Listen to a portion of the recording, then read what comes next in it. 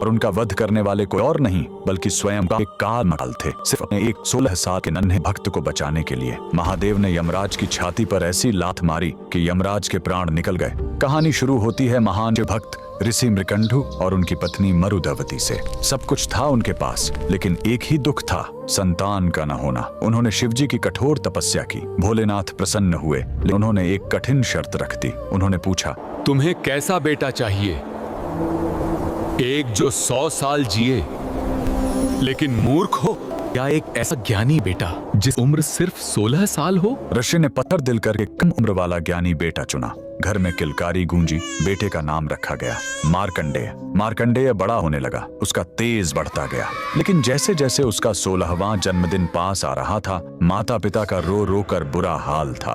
जब मार्कंडेय ने कारण पूछा और उसे अपनी मौत का सच पता चला, तो वो नन्हा बालक बिल्कुल नहीं घबराया। उसने कहा, मैं उस महाकाल की शरण में जाऊंगा जो मौत को भी बदल सकते हैं।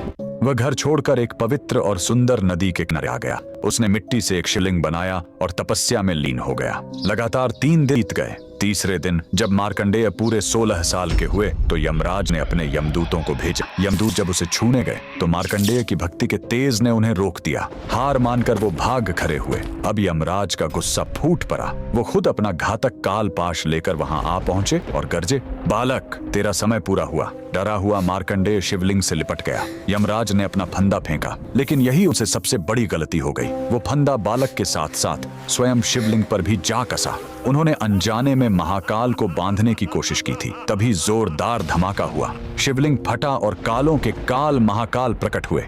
उन्होंने गरज कर कहा, मूर्ख, तूने मेरे भक्त पर वार करने की हिम्मत कैसे की? महाकाल ने एक जोरदार लात की छाती पर मारी और अपने त्रिशूल से वहीं यमराज का वध कर दिया। उस पल दुनिया से मौत खत्म हो गई। शिवजी ने मार्कंडेय को अमर होने का वरदान दिया। बाद में सृष्टि का संतुलन बनाए रखने के लिए उन्होंने यमराज को भी वापस जिंदा किया, लेकिन इस चेतावनी के साथ कि वो शिव भक्तों से दूर रहेंगे। उस महाशक्तिशाली महादेव के लिए कमेंट में हर हर महादेव जरूर लिखें।